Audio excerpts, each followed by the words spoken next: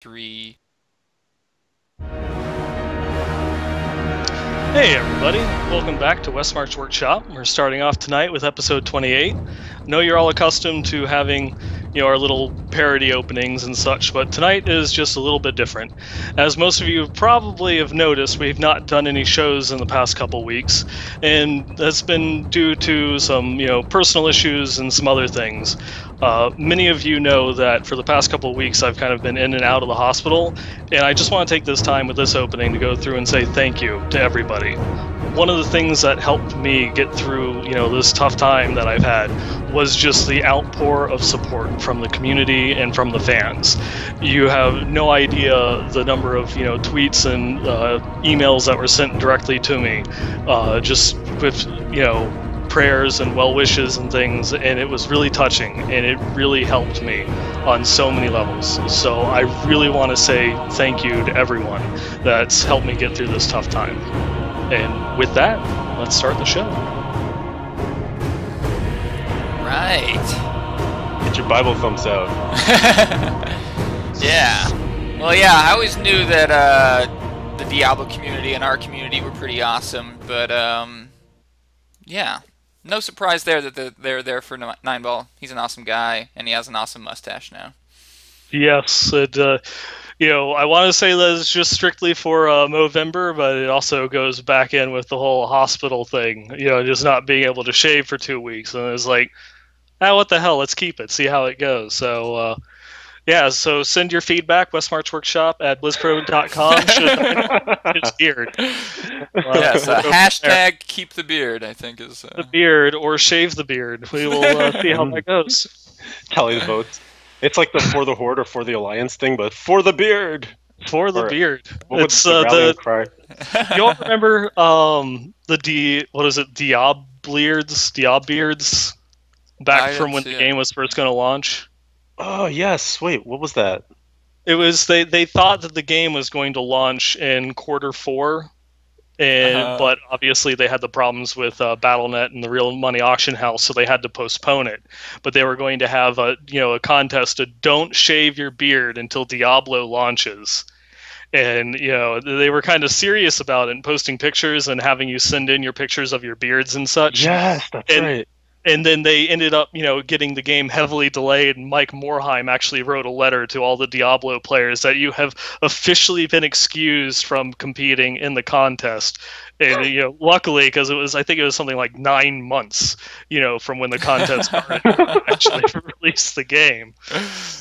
Wow, that's pretty intense. Neanderthals, yeah. I heard that Santa Claus never had a beard, and then he entered a contest that he wouldn't shave it until Diablo introduced PvP. I'm not sure that's true or not. But... And that's how Santa Claus came to be, kids. Yeah. That's the miracle of Christmas. Well, maybe Nineball should start us off with Weekend Gaming, since I'm sure some of our less loyal viewers are very interested to hear about your last few weeks. Yeah, my last few weeks in gaming have been playing ping pong with the hospital, unfortunately. I had some kidney difficulties. It started off with a kidney stone, but ended up being a lot more, and just was not pleasant. So I ended up, fortunately, missing Blizzcon, which was really sad and soul-crushing, but, you have to take care of your health first. But I got to still watch it from home. It was really nice. Being able to chat with some of the devs and the CMs from this side, even though I much would have preferred talking with them face to face. Archon, you lucky bastard. Yeah, I've still been trying to keep up with Diablo, and it never fails. I can go in and play like just 3 greater rifts, gamble 7 gloves, and I'm guaranteed to get at least 1 Marauders. So that my curse is still alive and well. Oh, poor Nineball. Yeah. Drowning in sets. So sad. I guess Marauders seems to be the only thing you can get, though, so I guess it's like a double-edged sword there. Yeah, that and the Saint something. Saint Archus or something. Yeah. Oh, yeah. That one. Yeah, Saint Ogchild's gloves or whatever you call that's it. The one. I think we got it. We nailed that one. One of the new set pieces. Oh yeah, we haven't gotten to that part of the show yet. We haven't. Yeah, the Saint Ogchild. Yeah, we don't want to spoil that, but we have something special involving Ogchilds coming up later in the show. Ah. Mhm. Hint, hint. That was a real hint, by the way. That's not just a joke. Yeah. Hopefully, we don't forget by the end. Probably. Very likely. I have a lot of beers lined up in front of me, so Uh, don't count on me. I got this peanut newer going. It's pretty Ah, yeah. Peanut Nior. I think I've heard of that. Nestle Pure Life. Don't drink too much of that. Yeah. That'll mess you man. up. All right, I guess I'll take the wheel here since Jesus doesn't seem to be wanting to grab it. RN Jesus, take the wheel. Right. So my weeks in gaming, I suppose, have been interesting. Still been playing a lot of Diablo, of course. I had a birthday November 1st, which was awesome because I decided that I would go ahead and do a 27-hour stream of Diablo for turning 27. And I got in bright-eyed, bushy-tailed, and I was like, yes, it's going to be awesome. And like 8 hours later, I was like, oh my god, what have I done? Happy birthday, Leviathan. Oh, man. Worst birthday ever. It was pretty painful. Just not like I still enjoyed the game. I was actually surprised like how much I was still enjoying the game from that long of a session. But it was just the fact of sitting there the whole time. And I made like this drinking game that I stopped following like very early on because the rules were awful. Like I had to drink basically like every 5 minutes or so, and I was just not about that. And I had to pee all the time. So Wait, how many hours in did you start a drinking game? maybe like hour 2. That's hardcore. Wait, what time of the day was it? I started at midnight on my birthday, Yeah. so like right from the first minute of the day. That's great. That's a good strategy. I think just start off with alcohol. Downhill from Nothing there. could go wrong, right? Yeah. Nothing at all. Oh boy. So I learned some lessons there. It was fun though. A lot of people came out. Actually what was really cool was because I usually stream pretty late whenever I do go on, I usually get like the late America crowd that's staying up, but I got a lot of Europeans since it was during the day for a majority of it. So met up with a lot of Diablo fans from across the pond, and that was pretty sweet. Nice. So you made it the whole 27 hours? Made it the whole 27, yeah. Impressive. Mm-hmm. Indeed. And then slept for a long time Yeah, I bet. after that. Yeah, I used to do 36-hour streams, and every time I regretted it. And Every Mikey time. was there, and he was talking about those. Yeah, Mikey I would start at like 9 a.m. because if you start at like midnight and do 24 hours, that's like your sleep schedule's way off. Mm-hmm. Oh, any 24-hour stream, you're gonna skip a sleep cycle. But if you do 36 hours, you skip the sleep, but then you end, and it's time to go to sleep. So it's like perfect. But yeah, Not a bad idea. sometime through that Write night. down some notes. Yeah, take notes for how to destroy your body slowly over time. 36 hours streams. Tonight. Yeah. Yeah. But no, yeah, there'd always be a point sometime around like 3 or 4 a.m. where I was like, I really wish I hadn't done this. This was a horrible thing to decide to do. Oh god. Oh, one other part. Yes, I forgot. I know a lot of you have been very concerned. I've gotten again, it's similar in the vein of Nine Ball. I actually received a lot of support from the community because If you guys missed it, like a few weeks ago, Leviathan wasn't here, and we told you all about what was going on so that you wouldn't worry too much. And Leviathan's dog got out. We told the whole story. The SWAT team was involved. China. It was really hard to believe this story. apparently not that hard though because so many people were like Steve Leviathan, like I hope everything's okay. I don't know if you found your dog, but you know we heard from Archon and Nine Ball, and we just wanted to send you some well wishes. And I was like, I don't have a dog. I don't own a dog. Let the Anymore. record state. Anymore. Yeah, Poor it's- Leviathan didn't get his dog back. It's actually now a zombie dog with Oh, yeah. which was then sacrificed. Oh no. Hopefully, yeah, It's in a better place though. it's good. Zombie heaven. Zombie dog heaven.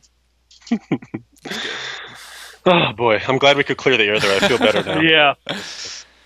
Yeah, so unfortunately, Leviathan didn't make it to BlizzCon either because he was out looking for his dog and just didn't find it in time. It's a shame, Let's really. see. Oh, sorry, I'm getting an important message that I have to screw up everything to read the message, which is ironic because it's about how the overlay isn't lined up properly. But I don't. It looks. What's? It looks fine now. Yeah. I don't know. Yeah. Anyway. All right. Well. Yeah. Was there anything else exciting in your last few weeks, Leviathan? Wow, sorry, I was loud there. I don't think that we had streamed or we had done an episode where I told everyone that I died, or maybe I did. I don't know, but I died. I lost my, not me personally, my Crusader. Oh, thank God! I was worried for a second. I am a zombie person now. My Crusader died, and so I was actually doing a Greater Rift 39, and I realized this could be a public service announcement. I realized you should always check your gems because if you try and do anything clever, such as create copies of them so that you can have different ones for all your different characters, sometimes you may equip the low level ones. And sometimes if you go into a high Greater Rift with really low level gems, they do jack shit for you. So I ended up proccing my indestructible really early in that rift, and I was like, oh, that's weird. I guess the damage is just really high in here. But I was killing quickly because I had switched a lot of stuff around that the strategy was working for what I wanted. And I just got into like a pack where I thought I could take it down fast enough and not worry about indestructible, and it just did not play out the way I thought it would. So I died. And I had like a level like 3 Bane of the Trapped on when I own a level 41 that I was supposed to be using. Well, I guess you still have the. Actually, I don't even know how that works with legendary gems. How would you have lost the level 40 if you were wearing it? Mm-hmm. Yes. Oh, so yeah, thank God that you have that, I guess. Mm-hmm. True. The question would be, would he have died had he had his higher level gems on? It's true. The world will never know.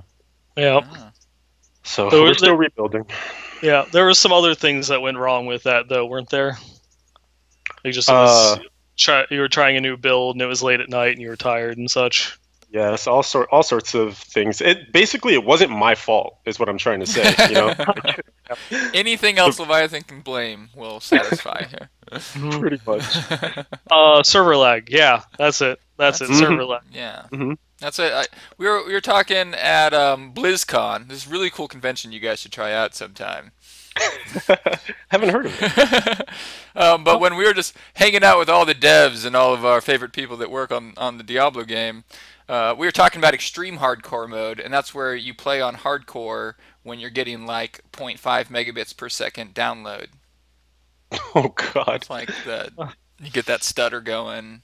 You just have like 18 torrents on purpose in the back. Yeah. Oh, what was it? There was right before BlizzCon. There was a tweet that Deadmau5 sent out that he was going to play hardcore and do riffs while connected to the airline Wi-Fi. Yeah, I heard about that. That's hilarious. What could go wrong? Yeah, what could go wrong? But yeah, so we were all supposed to go to BlizzCon, and life happened.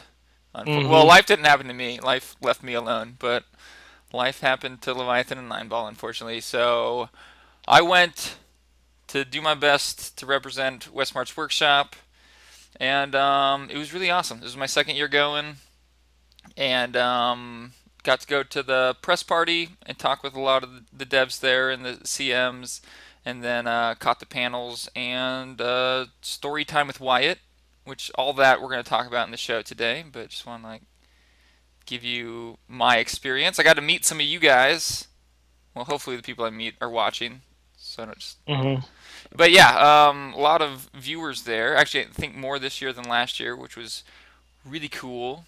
And I'll be honest, I haven't been playing that much Diablo, but I'm super excited about 2.1.2. Such a weird, patch designation. Yeah. Yeah, because if you remember, we never got a 1.1. When they only did 1.0 points. Then it looked like they were going to start doing full content patches with Reaper Souls, but maybe not. Maybe it's just going to be 2.1.17 before we get to the next expansion. Yeah, I guess, I wonder what it is that, keeps them from designating it 2.2. I guess with 2.1 they added in greater rifts and seasons, and they're not adding in any new features, so they are adding in a new zone. So I wonder, what it is that, makes it so that way they're like, well, this isn't enough for 2.2. Right. Yeah, I wonder. There must be major changes to the infrastructure of a patch or something. Yeah. Hmm. And it looks like we have roughly 5 hours to convince Leviathan to start playing World of Warcraft, so that we can all start leveling our 90s together. We'll just take this podcast right into a live stream of Warlords. Yeah, There you go. I think so. Boom. And we'll all be on different servers and different factions, and so we'll just sit there and kill each other. But we'll know that we're playing. We'll just occasionally text, "You're still playing, right?" Okay, cool. Yeah, nice. We'll all still play. Still awake. Yeah. But yeah, that's what I'll be doing at midnight. Is getting that head start on Draenor. Nine Ball, what do you have to say for yourself? Don't hate the player, hate the game. Yeah, there it is. There we go. Both of these guys, to my left and my right, will be abandoning me in Sanctuary to go and play in Drano. In Drano. I haven't heard that one yet. That's cool. I have not missed the opening of WoW expansion yet. I've been there playing night for every expansion, and I've like taken a week off of life. So I have to keep the tradition alive. The tradition alive. All right. I actually was not going to take any time off of work for Warlords of Draenor, just because I would have taken part of this last week off due to BlizzCon. But the way that things are working out, I am going to be home tomorrow, so I might as well play. There you go. Yeah. It's fated. Get that head start there while we wait for 2.1.2. Yeah. Which yeah, I guess one of the more interesting things that just got posted to the forums recently before we start going into some of our BlizzCon coverage is patch 2.1.2 is slated to apparently start soon, like really soon. Yeah, like they are saying that they want to launch it in November. As Ty Valier just posted like 2 hours ago, that even though they don't have a definite start date yet, they are looking to launch it sometime this month, Really? pending anything on the development schedule. Wow. I just put up a Blue Post roundup on BlizzPro, Diablo.BlizzPro.com, which all you guys should check out, by the way. But I didn't catch that one. Wow, that must be pretty recent news. It is. I mean, I believe it got posted just like 20-30 minutes after you posted your write-up. Very That's the worst. This is the tradition, yeah, right. you know, of Westmarch Workshop, is right before we do every episode and we have all the show notes together and everything, some other big news comes out. Yeah. Man, if we hadn't missed those shows before BlizzCon, imagine how big the announcements would have been. That's true. We're all to blame. Sorry. Get the sorries out. Sorry. So sorry. Yeah. Well, yeah. Speaking of BlizzCon, yes, we kind of split up all the exciting things. We were gonna give you guys a recap in case you missed some of it. Just want to hear our opinions or want to get some more info on what they announced. So yeah, Nine Ball's doing lore stuff. Leviathan's covering the rifts, and I'm gonna cover the new items.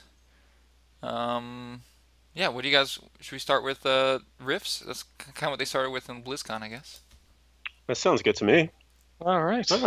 So Wyatt Cheng, my good buddy, was the main dev that was talking about the changes coming to Greater Rifts in 2.1.2 and also Season 2.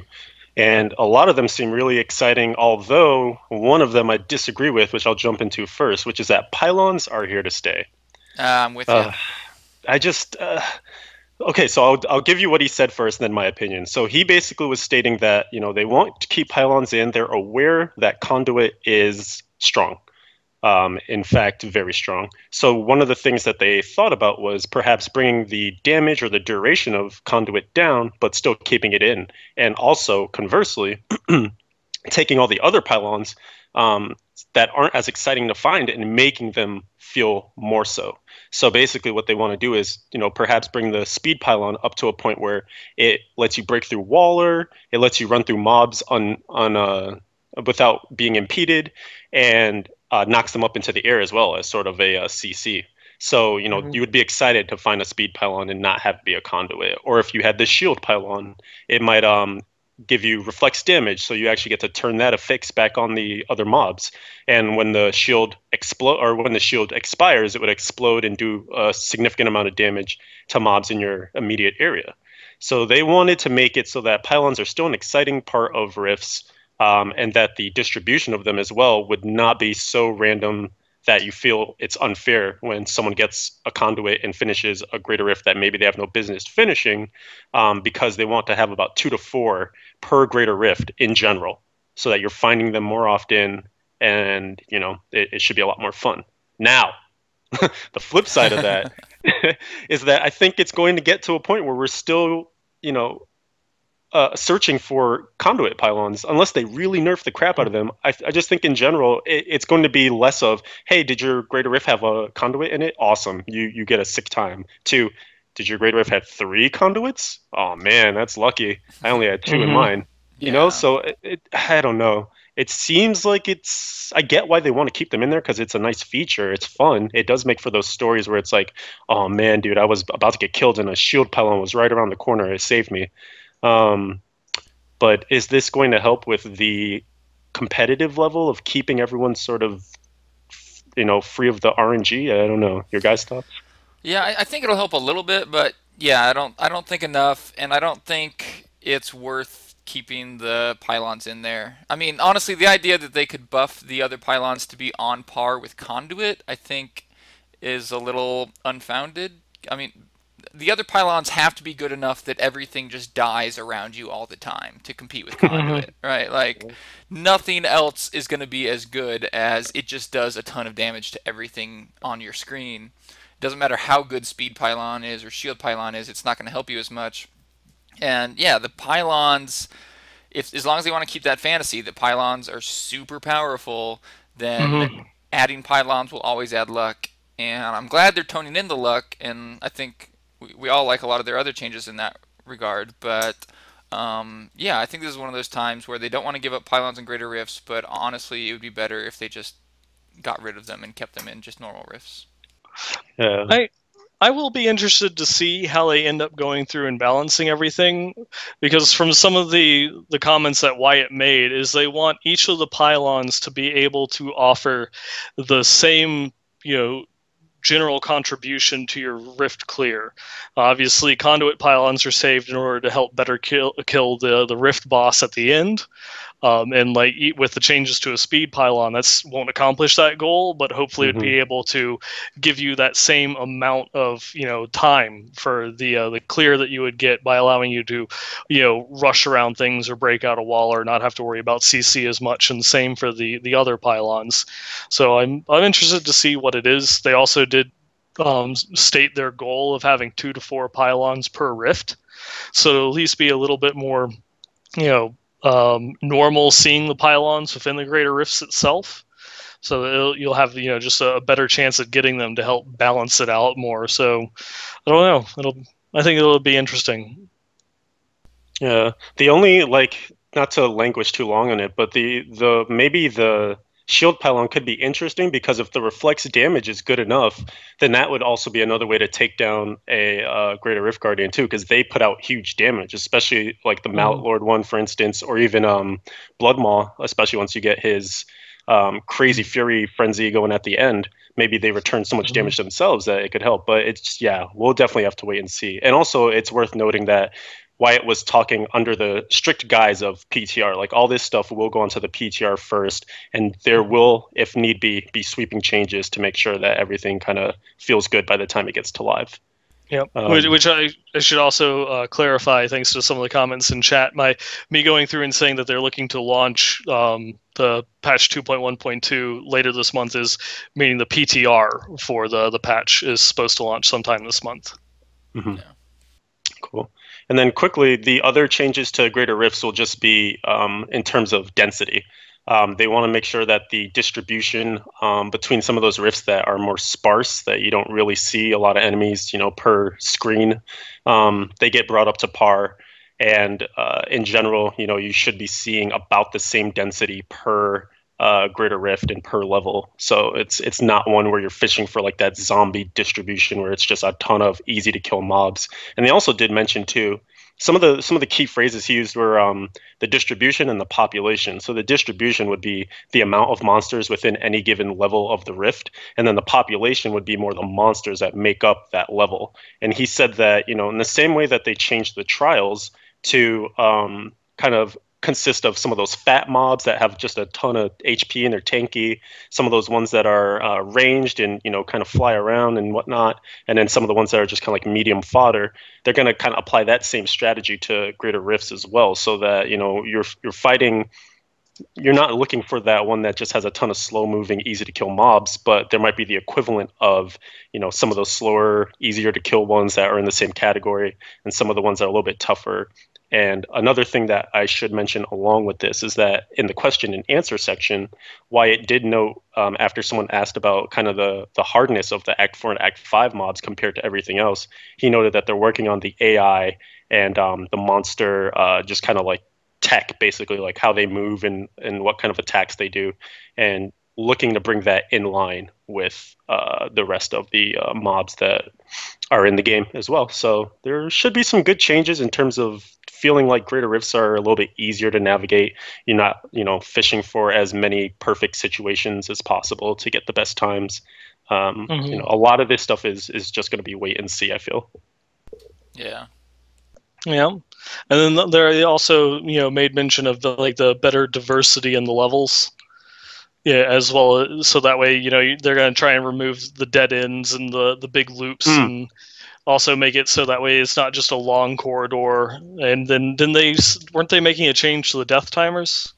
Yeah, that's right. Yeah, sorry, I forget about that because it's like softcore exclusive. Yeah, it's not something we worry about because our death timer is permanent. Right. Doesn't change much for me. But yeah, that's right. So one of the things that Wyatt mentioned, it was actually right at the end of his Greater Rift section, was that they wanted it to be less punishing when you die, or I guess I should say actually less RNG when you die, because if you die close to a checkpoint, then the run back time to where you were isn't as bad, as opposed to if you're in like the middle of some huge long rift and you haven't hit a checkpoint in a while, you die. It's like, oh man, now you're a minute out of the fight before you get back in. So what they want to do is turn that selection back on to revive at corpse. But the more you die, the longer that time it takes to get you back when you revive at your corpse. So it might go 5 seconds, 10 seconds, kind of harkening back to the days of vanilla Diablo where, you would try and zerg down some bosses and it would just keep going up and up and up. So we'll see if that'll be a nice change for the softcore players. Yeah, for sure. I've been wanting that change for a while when I was playing on my softcore wizard. I just thought it was so dumb that, sometimes you would die and there's pretty much no penalty at all because you just revive right away if you're near the checkpoint. While other times, it's like, a 5-minute walk back from one death, and it's like, it's so inconsistent. Why am I being punished so more now just because I didn't happen to be near a checkpoint?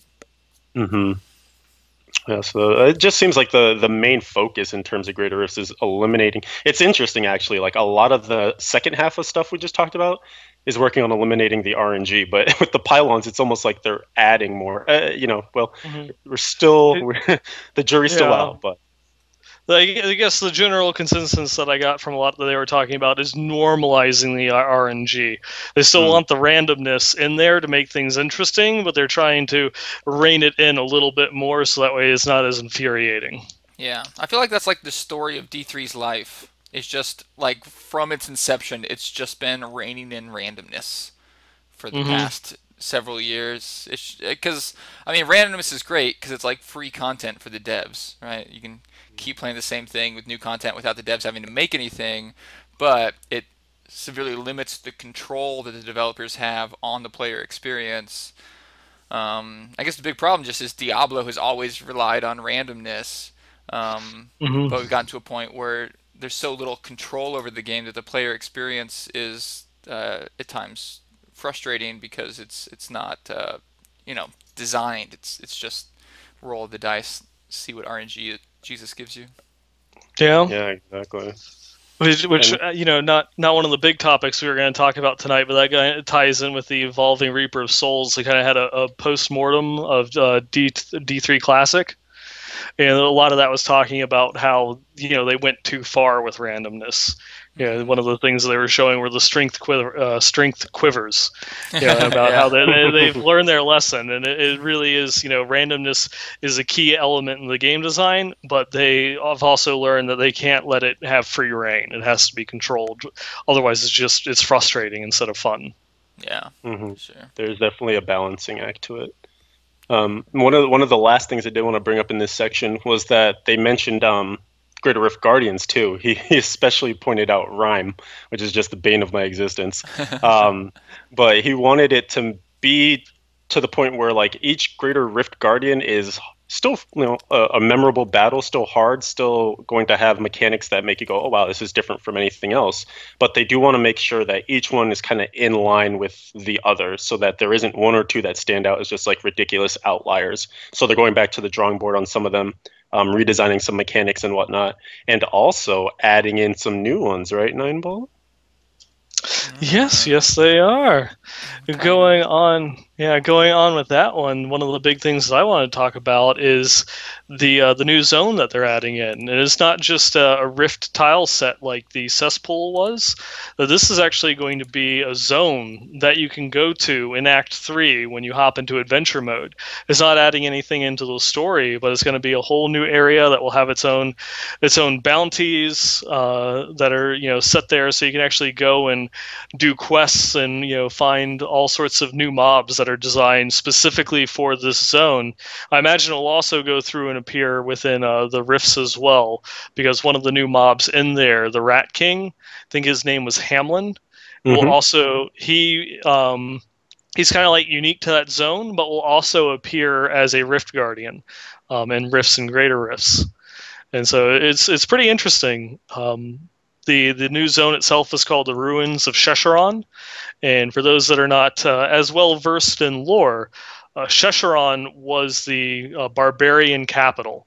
This was one of the few actual cities that the barbarians had created, because they're normally nomadic in nature and nothing was ever permanent. But you had like Sescheron and Harrogath.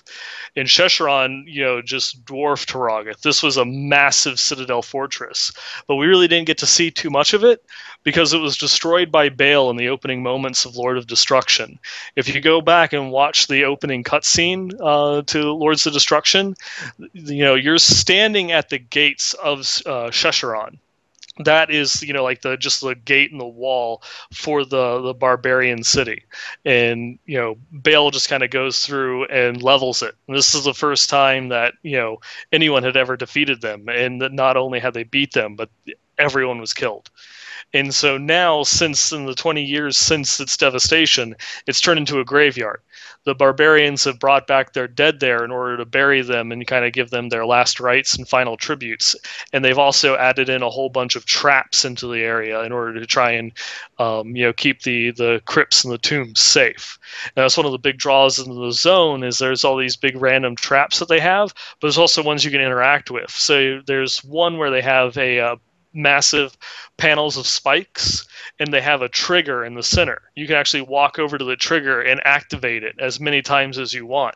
So you can lure enemies in there and keep them trapped inside the spikes and constantly just, start smacking them for damage. Do you guys think that'll work, or do you guys think that's going to be like the chandeliers you drop on people? I think it will be a little bit more controllable than the chandeliers, but I guess it really comes down to, is there any enemies that spawned nearby for it to be effective? Yeah. So I don't really see anyone building like strategies behind it, but I could definitely see well, I had an elite pack that spawned right next to me while this is here, so let me just take advantage of it. Well, you heard it. Hold on, guys. You heard it here first. There's going to be now Greater Rift fishing for Sescheron, the ruins of Sescheron, getting a spike trap map. Luring the Greater Rift Guardian there and just hitting that thing. You stack pure defense, kill everything with spikes. And you heard it here first. The very first patch on the PTR will remove traps from the Sescheron tile set inside of Rifts and Greater Rifts. Just nerf them down to the level of chandeliers after the first patch. Completely useless. That was cool for a week. Yeah, that was cool for 30 seconds. It's awesome. But one of the biggest things that I find, not just because I love the setting and I love the lore behind this area, that we finally get to see this kind of important part of the Diablo lore, but it's a new zone that they're adding in. It's an actual place that you can go to. It's just not being a Rift tile set. They're going to do quests, bounties. I wonder if they're going to put new lore books and things like that into the zone, and kind of what that means for the future. In other patches, could we get new zones added into new areas of the game? It's kind of breaking tradition a little bit of us actually getting something as big as this in a patch. Yeah, did they say if you're going to be able to get there in the story mode, or is it just adventure mode? It's adventure mode only and Rift only. Mm-hmm. So they actually, in one of the zones, you can see it on the map. You can't physically get there on foot, but it just has its own little space that you can get to. Is right above, I think it's like the Towers of the Dam waypoint. And so it's adventure mode, the waypoint's automatically there, and you just teleport and go run around and see what's going on. Yeah. Yeah. That's really cool. It's really exciting. And we were talking in there's like a little Facebook Diablo thing that we have for Bliss Pro, and Nick was saying like this is unprecedented. Like we have never seen the devs or any from Diablo 1 to now, we've never seen a patch that included a brand new zone. Like I feel like the cesspools was almost like the testing ground for like, can we do something like this, or we introduce a new area? All right, we'll just put it in this one like greater, or this one rift pool or whatever. Okay, that worked. Can we do a whole zone? Like what if the next patch 2.2 is like, can we do an act? I mean, that's wishful thinking, right?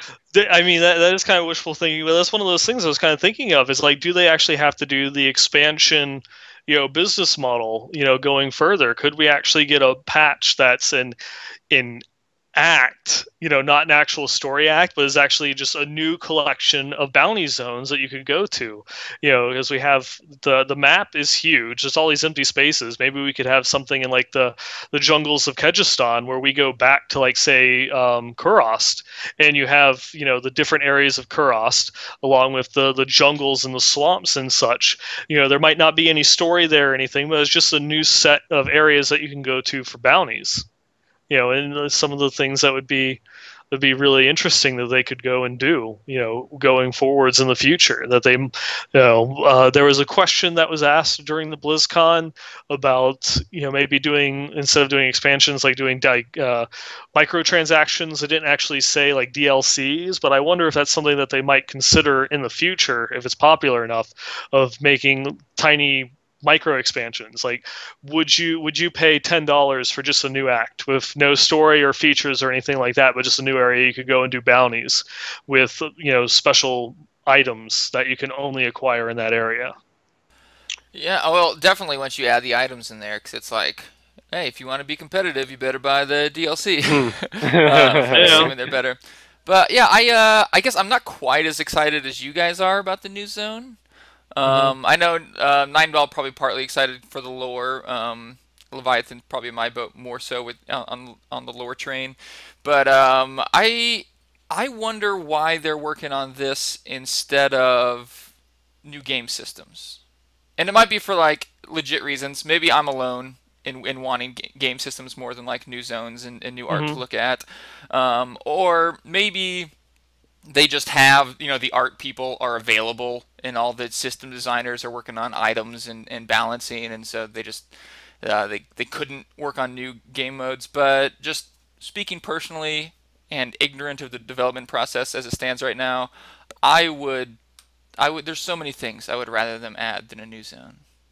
Yeah. You basically just equated the new zone to like busy work in elementary school, where they give you like the thing for the like do your times tables over here while the teacher like takes a break. Well, yeah, I guess I assume it's mostly art people doing the zones, and the non-art people are busy with stuff, like items and Greater Rift balancing. They don't need to add any art there. So, maybe the art people were twiddling. It's like, just go make a new zone or something.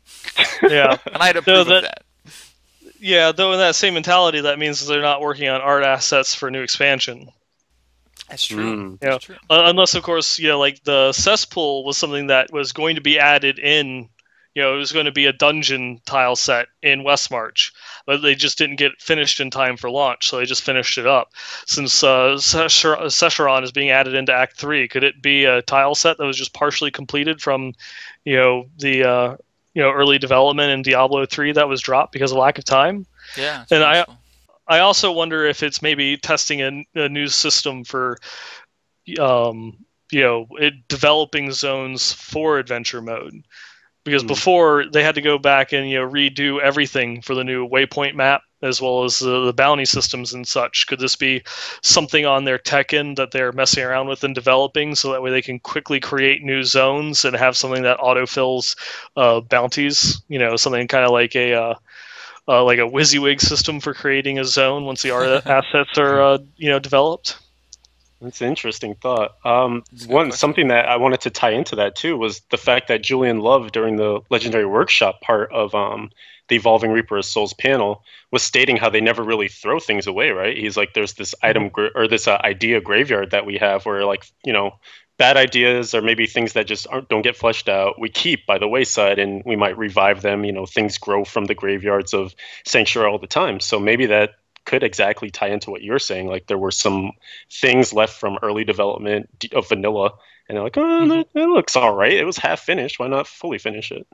Yeah, that kind of reminds me of like Ure, the Shadow Kingdom. It was in the Diablo 3 reveal cinematic. You got to see it. It's like this ancient city built into a mountainside, and I know from developer interviews it was dropped relatively early in the development cycle, but I don't know like how much. Maybe something was created. Maybe they have some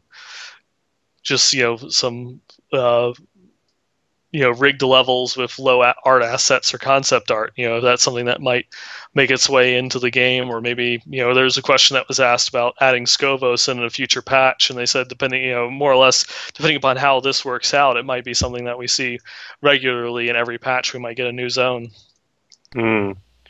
Well, it's a lot of theory crafting on what might be added, but what we do know is being added. Archon, something you might be interested in, right? Yeah, I like the segue. It was good. A for effort. Thank you. Yeah, okay, so I apologize the show was late today. This was because I was pulling up so many images. I was like, I'm going to be prepared. We're going to have images to show you guys.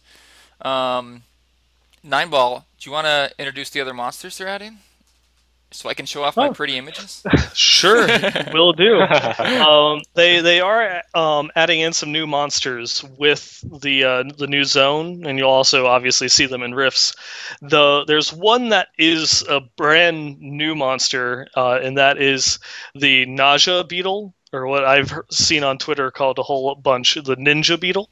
Nice. This one is a brand new creature that they created, and it's the swarmer type, kind of like the little insects from Corvus, the area before Adria. They have all those like massive amounts of insects that come out. This is going to be a swarmer time just like them, or a swarmer type just like them, but instead of just kind of like trying to surround you and do little melee hits, they'll actually spit fire at you, so they can actually be a threat in large numbers, because all of them can attack you at once. The second one that they have is that they showed off was the frost maggots, which is just the same maggots that we got introduced in the Act 5 swamps, but now these ones have the little effect that when they die and explode, it's like a little frost explosion, so it can freeze you. So you have to be careful. If you kill too many of them, you might be frozen, with a whole bunch of other mobs going and trying to kill you for a long period of time. And then finally, they're bringing back everyone's favorite fluttering monster. They call it the Glowing Death, and it's the very lovely wasps, the bees. Bees! Why did it have to be bees? Why? I thought the developers were in tune with the community until they talked about how much they loved the wasps. Yep. But I think they loved the wasps because of how much the community hated them. And these ones will actually be in nests, and as you would attack the nest or get close to them, they'll just start spawning out in massive numbers, and they apparently explode, and they still also have the little their wonderful attack that they're famously known for, putting out all the little tiny ones and the lines across the screen. Yeah. And then they had one monster that they didn't have much to show us for. They just had like some drawings. Oh, the Yetis. Yeah, the Yetis. This one is apparently this won't make it into patch 2.1.2. It will be slated for a later patch, but they did show off the concept art for Yetis, and that was really about it. No mentions of mechanics or anything along those lines, but I'd probably expect something similar to the Yetis from Diablo 2. They're just the big hulking creatures that had, kind of like a... Well, I guess it wouldn't really translate well. They had immunities to frost most of the time, but just, giant hulking creatures that came around and smacked you up quite a bit. Yeah, I thought it was funny they threw the Yetis in there because, like, no surprise, or no secret, rather, that BlizzCon this year wasn't huge for Diablo, but I just imagined them in the Diablo office like, guys, BlizzCon's in 2 weeks. What are we going to talk about? Oh, wait, here's a picture I drew of some Yetis. You can throw that in there, too. We have nothing to show. Nice. It's like I have this post-it note. Shots fired. I'm fired on that one. Like, I don't think you can blame the dev team. They just gave us like a ton of stuff in the last 6 months. It's like they already used all their good ammunition before BlizzCon came out. I think most games didn't have much to announce. The real focus was really on Overwatch. We still haven't talked about Overwatch. We have to do that at some point. Oh yeah, how could we have neglected? Yeah, we'll get to that, I guess. Indeed. Yeah. I guess the one last final thing, I don't know if you actually took the picture of this, but for new monsters, the goblins. Yes, I do have a picture of that as well. Yeah, they're adding in 3 new goblin types, because there actually were art assets in the game for different types of goblins, but they all dropped the same thing. They're all unanimous, so no one really cared what they look like. You just saw, oh, a goblin, let's kill it. These ones now actually are differentiated by what it is that they drop. You'll still have the treasure goblin, which drops everything that you've come to associate with them, but now we have the first one there that you see, the red one, the blood thief, which drops blood shards. So as you attack him, he'll drop little single blood shards, and then once he's killed, he explodes. And I know some of the feedback that we've gotten from the showroom floor was anything from 20 to like almost 300 blood shards in one go, and this was in Greater Rift 15. So it might scale with difficulty. Torment 6 might drop even more. Who knows? The second one, the green one. Can I just go on a quick rant before you hit that? Yes. Okay, they're dropping the sweet new goblin inside the game. He gives us all these blood shards, and then what happens? Your inventory of blood shards fills up, and it's like, oh man, like this was awesome. I killed this dude and he spit out all this stuff. Why, at the same time that they bring this dude in, do they not raise the cap for blood shards? That's all I gotta say. So. Who knows? I believe that will be feedback for the PTR. That's a good call. I'm gonna be on that forum post day 1. Continuing on. Yes. Continuing on. The green one in the center is the Odious Collector. And he actually drops crafting mats and recipes. So as you attack him, he's going to be dropping, dust and scraps and crystals. And then when you kill him, he's going to explode in a huge shard, huge amounts of just crafting mats. And he can even drop crafting patterns, which you wonder, why is that useful at all? Because you collect almost all the crafting patterns within like a few days of playing the game at level 70. But apparently there's going to be, this new ancient item.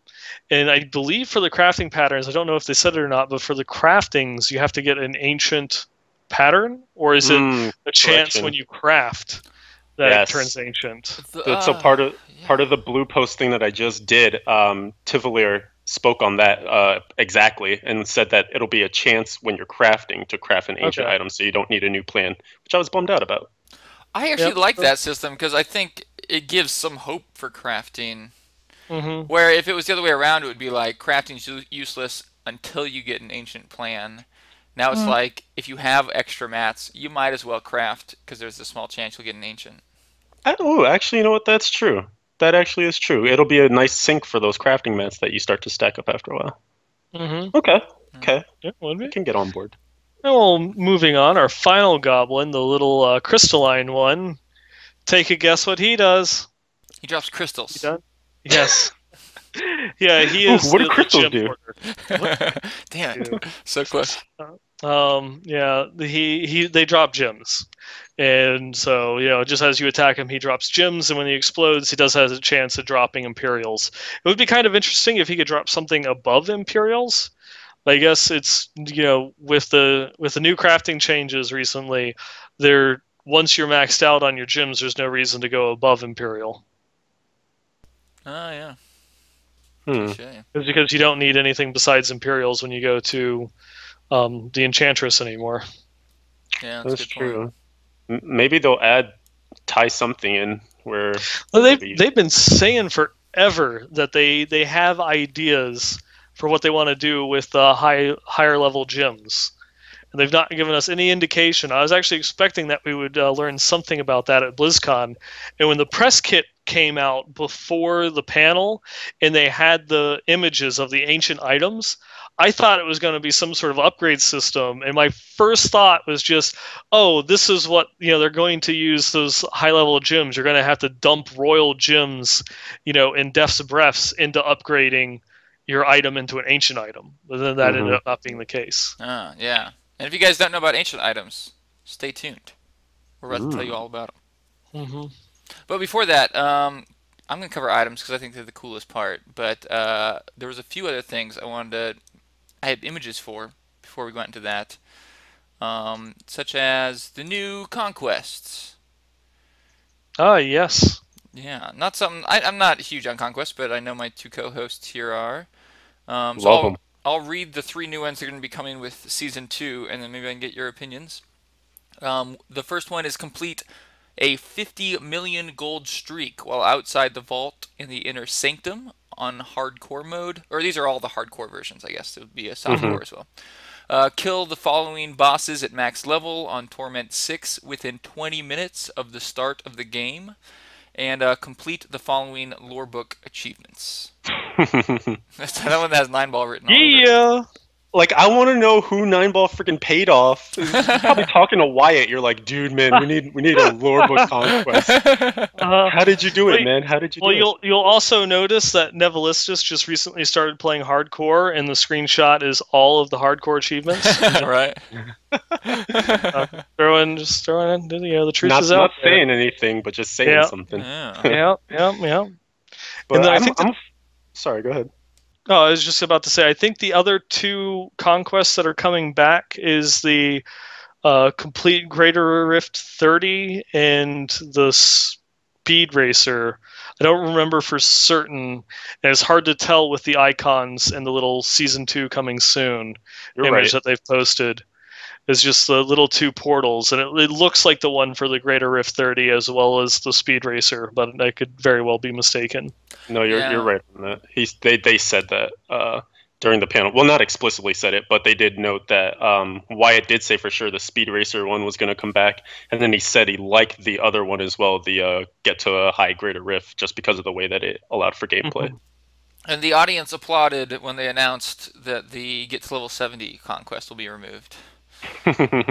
Although I think the audience applauded for a different reason than the devs seem to think they did.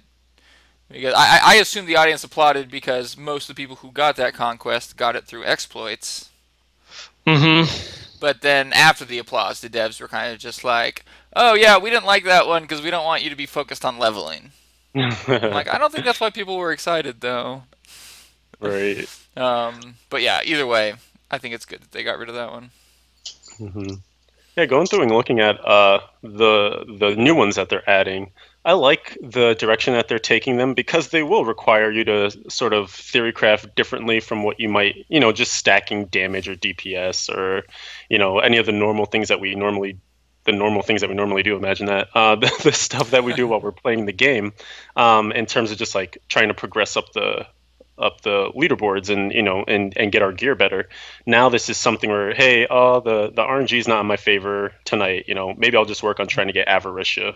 Put my Boon of the Hoarder on and my gold skin and just see if I can find an area that helps me get after this conquest or something.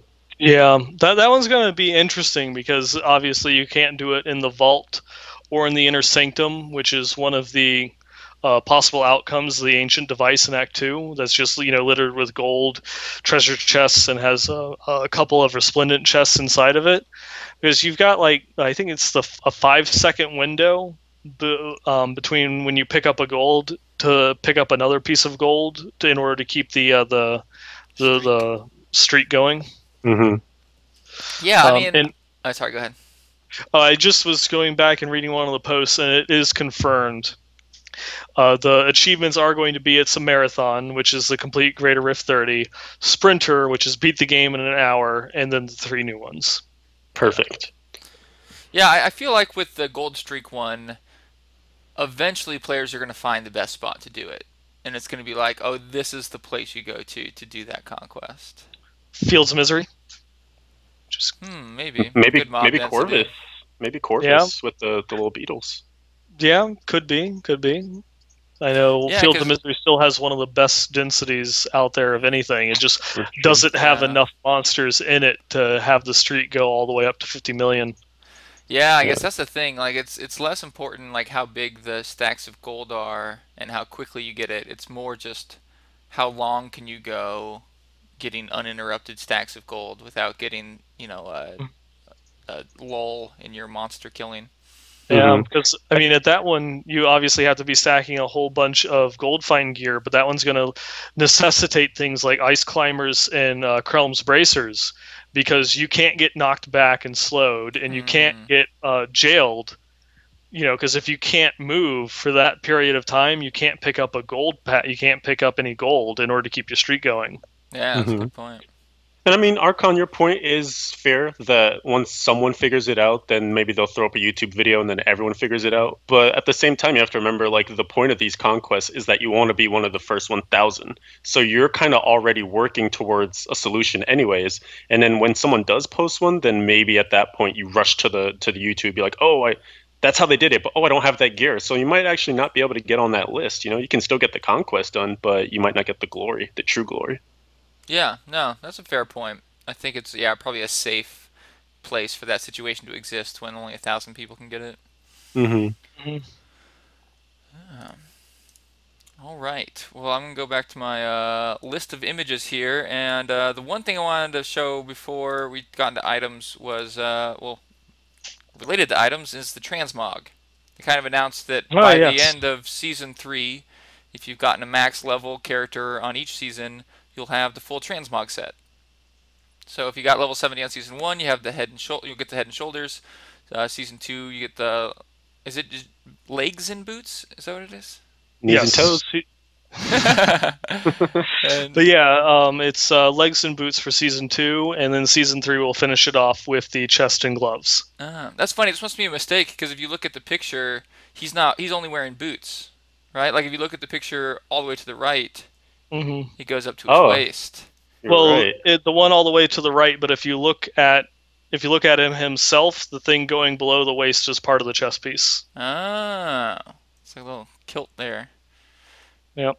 It's really interesting, that we're finally going through and getting this, because prior to, I think even prior to the 2.1 patch, it was, this was actually back towards early in the release when they announced seasons. Let me find it again. Yeah, it was right around release. It was March 20th.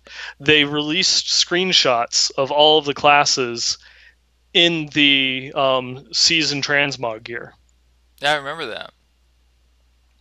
Huh. Yeah, so we've always known what it's looked like, but they're only now getting around to releasing it. Yeah. That's really interesting. I didn't realize that. It's you can still find them. They're on the Diablo's press kit website. It's just blizzard.gamespress.com is all of the press kits, and it's under artwork. Cool. obviously under artwork under Diablo 3, so don't go looking for it under Heroes of the Storm. You'll be disappointed in not being able to find it. Right on. That's funny. All right, well, yeah, I think, in my opinion, the coolest stuff we got from BlizzCon was all the item announcements. And the first thing we heard about were ancient items. They look kind of like this. So this is a picture of an ancient Maximus. Basically, if you're farming on Torment 1 or higher, any legendary that drops has a small chance to be an ancient version of that legendary. They say the chance will be somewhere between 5 and 15%. Of course, this is all subject to testing. At Torment 6. Yeah, so 5 to 15% scaling from Torment 1 to Torment 6 is like the higher you go, the higher the chance goes. That's all like internal though, so of course those numbers are gonna be tuned. Yep, because I think Torment 1 was actually, from what they said on the stream, was 1.5% chance at Torment 1. Oh, yeah. Yeah, and then it also, your greater rift level will increase the chance at getting an ancient item. So they're kind of tying it in with that, and it seems that your best way to try and better guarantee your chance of getting an ancient item is playing in higher greater rifts, because greater rifts go beyond Torment 6, and so you'll get much better chances once you start going above greater rift 30. Yeah. So actually learned from Wyatt, from Storytime with Wyatt, every 3 greater rift levels is 1 torment level. And torment or greater of 25 is Torment 6. We talked about it on the show.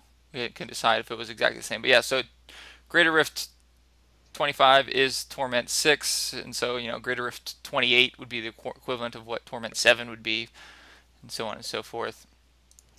Interesting. Yeah. But yeah, it's cool that they added something that'll give you an advantage to doing greater rifts, because sometimes it just feels like you're doing greater rifts for just greater rift's sake after a certain point. Right, because you're getting far less experience than if you were just spamming a bunch of T6 rifts as well, and quite possibly less items too. It's kind of almost equivalent if you have like a good enough group when you're going through like some of the T20 or Greater Rift 25 equivalent to T6 rifts. But I think it'll be great, because if you kind of think about it from the perspective of doing greater rifts gives you a better chance as you get higher to get ancient items, then in turn you can go to higher greater rifts as you get more ancient items. So it continually builds on itself. It kind of leads into that endless play that we've always been asking for. Yeah, and because now you get a small power creep thanks to leveling up your legendary gems. Now you're going to be getting like some of the best items in the game in addition to that, at a higher acquisition rate. So that is kind of interesting that it makes that. Though there have been some pretty in-depth criticisms against the ancient legendaries. Yeah, I have a few of my own. I think it was an easy solution. I think they have a lot going on. They want to add more longevity for these people who are getting burnt out because they play all day every day, like Leviathan over here. And it needs something to look forward to. It'll definitely give them something to look forward to, but it didn't. To me, it's not the best way to solve that issue. I've been hoping for some kind of upgrade system or some kind of tiered system so that you're constantly working for that next reward. Because I do think it's an issue that as soon as you hit max level, you're already in line to get the best item in the game. Like right after you hit max level, you get the best item, which takes the progression path, the end game progression path, and shrinks it by a lot. Where most item-based RPGs at max level, you get the starter items first, and you use those to get the next items, and you use those to get the next items, and it makes your path. It takes longer. So you have that like excitement stretched out over a longer period of time, but it also kind of structures it so that, I don't know, I think it just feels better. And the ancient item system kind of does that, but it doesn't fix the issue that you can still get the best item in the game right after you hit level 70. So my own criticism, I wished they'd have a system like this, where you have a chance to get a higher level version of your favorite items, but that it was somehow you had to gain access to it. that it would be like the next step in your progression once you got X amount of items. I can understand that part in terms of like keeping the progression somewhat predictable, but at the same time, that takes away some of those like true winning the lottery moments where it's like, oh my god, I haven't found crap for days, and I just found a furnace, and it's awesome. And then you ID, it's like, oh my gosh, this is an ancient. Like I'm just throwing the headset down and walking around the room. I'm like, yes, yes, yes. Or you find two furnaces within an hour one another, one of them being in story mode on normal. We don't know anyone like that, do we? No, we don't. Blaze, I hate you. No, I mean that's a really good point. I think that's the perfect counter argument. But I think that there needs to be some kind of moderation. I think you still have those items in other loot-based games. You still have those moments in other loot-based games. They might not be quite as awesome, but I think you have to look at the trade-off. When 9ball's pseudo resentment for Blaze right here. It's this idea, and I know he's joking. He's not actually upset at Blaze, but it's this idea I am. Okay. Sorry, I misunderstood. 9ball's very upset right now. But like this. Okay, us hardcore gamers, we don't mind putting 100 hours into the game to get an awesome item. But when you've put 100 hours into the game to get an awesome item, and you're no close to getting it, and then your friend buys the game and later that day gets a better version of the item than you've ever found, it feels bad, right? You're like, wait, what am I doing here? I put all this work in just to get that item, and I have nothing to show for it. So and on one side of it, the randomness, the relying on RNG, I think is necessary to facilitate the excitement of Diablo, that chance that you might win the lottery. But it needs to be controlled enough, I think, that you have at least a modest amount of predictability as to what am I going to get for the time I'm putting into the game. See, but you're falling under one of the psychological fallacies of playing Diablo, because you're blaming the game when you should be blaming yourself. Like your friend, your friend coming into this game from day one, you've been playing for hours, hundreds, thousands of hours maybe, and he comes in and he gets it. That doesn't impact your ability to get that item just because he got it. Okay, I'm sad now, no. But you could turn around and get it. You can still get it. Maybe I'll never get it. I just want to throw out there that this is something that Leviathan's been going on for a while, ever since he found this one thing. It's like the psychology of gaming. Breaks down some of the major, logical fallacies that you come across while playing a game based on randomness like Diablo. So that's damn it, 9ball. That's where that came from all of a sudden. Leviathan, I think that's hilarious. But I think Leviathan's point would be awesome if it was a single-player game. If it was an offline single-player game, fine. Your game session doesn't impact my game session. If we didn't have leaderboards, if we didn't have seasons, fine. It doesn't break my experience. What it breaks is the integrity of this journey towards this legendary. It's because what it does is it says that journey towards this legendary, it never really existed. You could have gotten it without taking the journey. You actually just did this journey for nothing. You might find it tomorrow, but you're no closer. You're not actually on a journey for the item.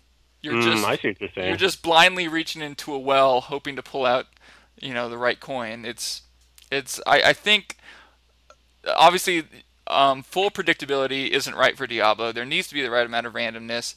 But I think we're going to continue seeing the trend we've seen since Diablo 3 came out, where the devs are going to have to just continually rein in the randomness until we finally get enough control over the progression where it feels good. Where playing Diablo, you're constantly getting better, and you still have those moments of big jumps, but you don't have these huge long periods of practically no improvement.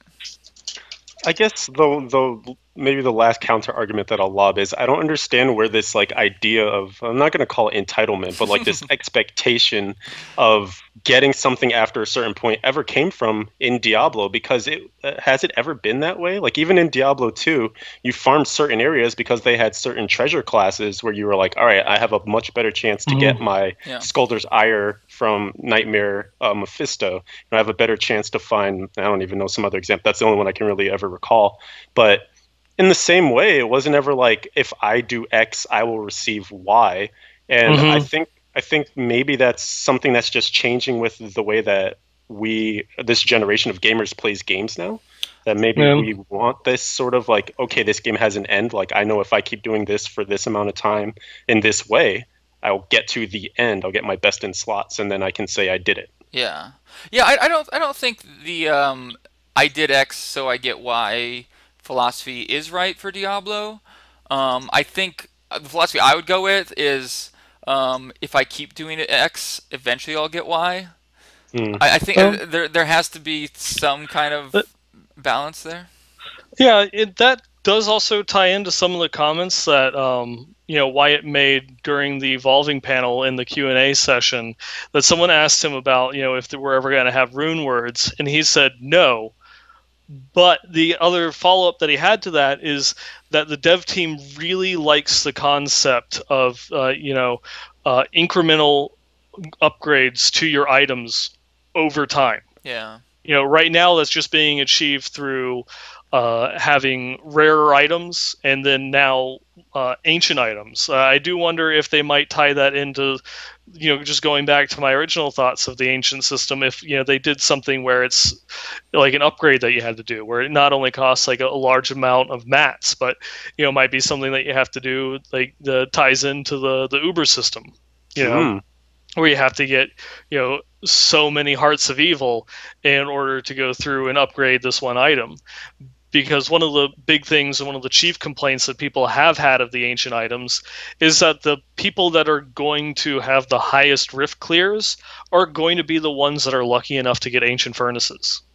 Yeah. It's like that. That's just the end all be all. If someone gets an ancient furnace, he is going to clear a higher, greater rift than you're capable of, because there's an extra 1,000 damage, an extra 300 strength on his weapon that you're going to have troubles in competing with. There's not a lot that you can do, and I do wonder if maybe there just shouldn't be ancient weapons, because those are the one things that are going to make or break people.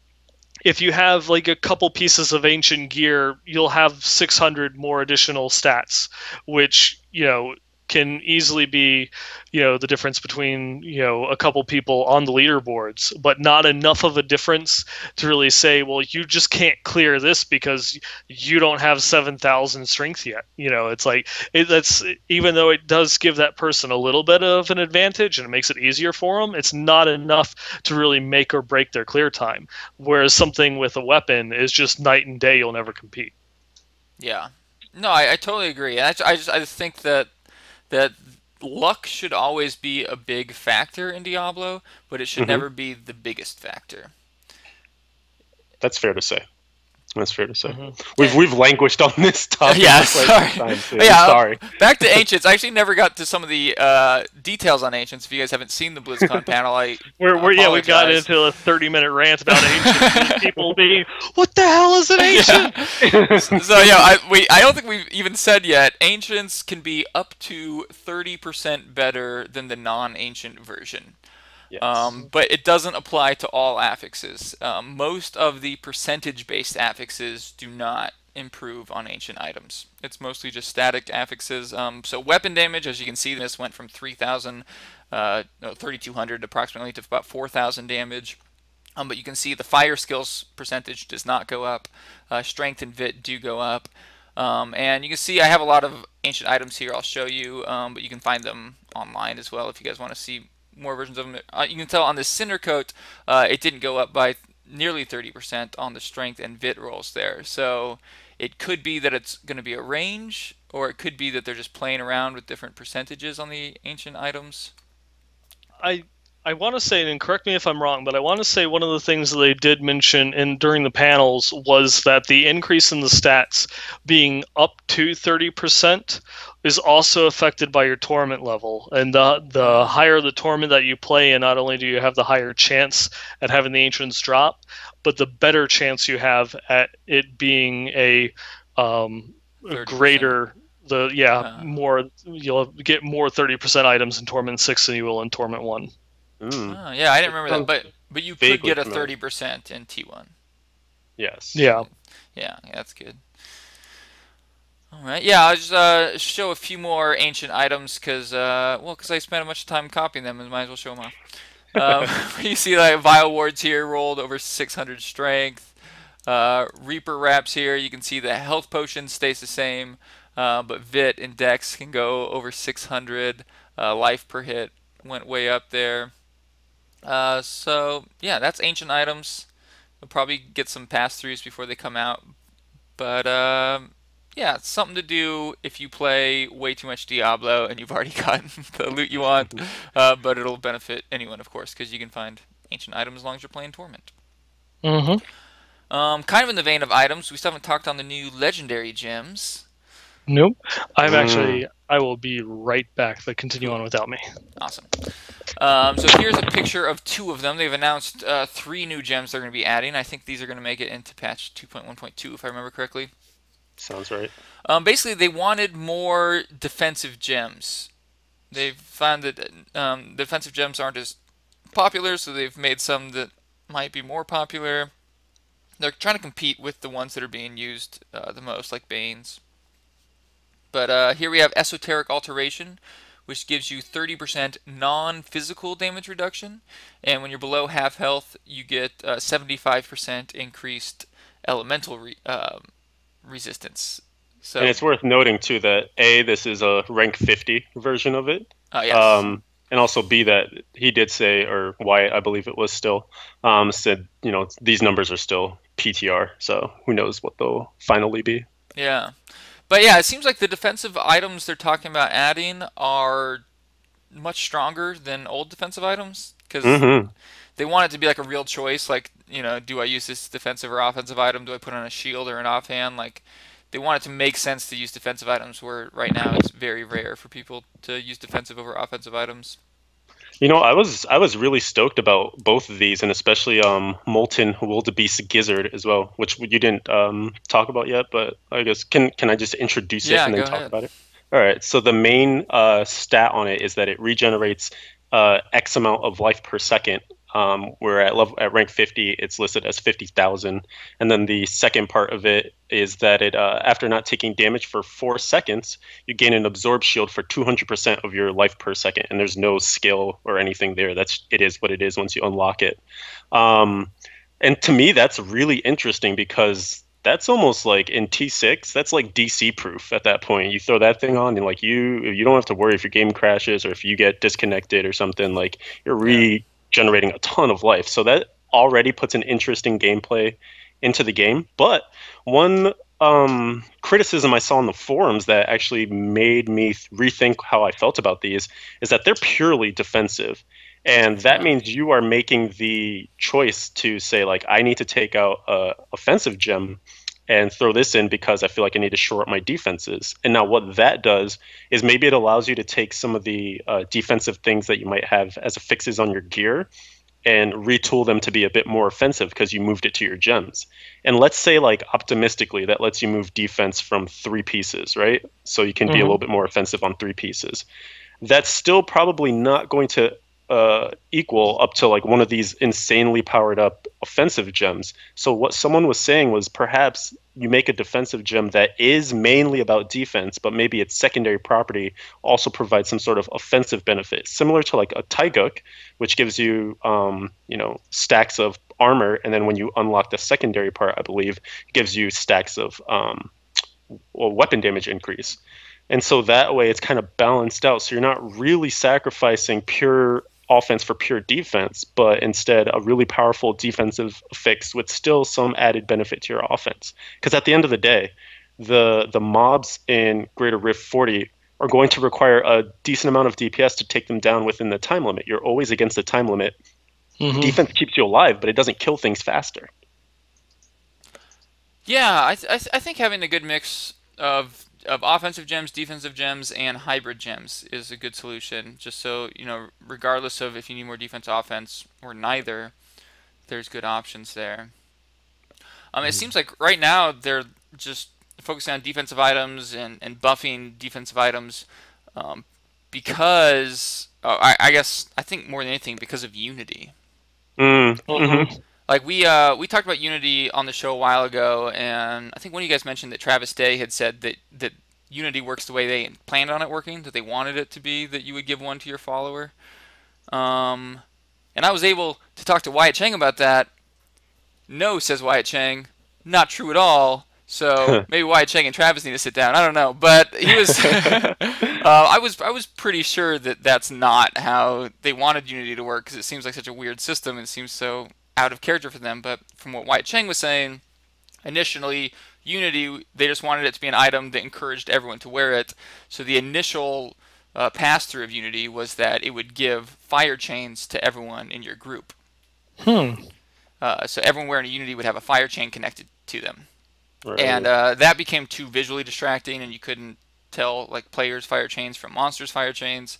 And so that's when they changed it to everyone shares damage. But they actually hadn't considered that you might give one to your follower. It wasn't until players started doing that, and then they were like, well, we can't take it away. And they said the big reason why they didn't want to nerf it is because they didn't want you to, like, Wyatt Chang was going into this whole spiel about how we don't want players to log in one day and not be able to do what they could do the day before. Yesterday I could play on T4, and today I can only play on T2. So they kept it in. But Unity being in, and for anyone who doesn't know, having two Unities with one on your follower and the Invincible Follower token will make it so that you take 50% damage. You effectively just take half damage. Ridiculously strong. I think arguably the strongest item in the game when used that way. And now that's how you get your defense. And so they don't plan on nerfing the Unity, which obviously would be the easy solution. What they plan on doing is making it so that other runes are just as strong. Or other rings, which is crazy to me that they would add more rings that effectively, reduce your damage by half or the equivalent. But yeah, it seems like that's kind of their thinking right now. It'll be interesting to see. Go ahead. No, I was going to say more or less the same thing. It's just going to be interesting to see how that design philosophy works out at the end, because we're going to be experiencing these, kind of major leaps of power creep, just the way that things are designed within the game. Because, like, just another example of, like, the Unity is, Marauders 6 for Demon Hunters. You compare that to either of the other Demon Hunter sets, and there's no competition whatsoever.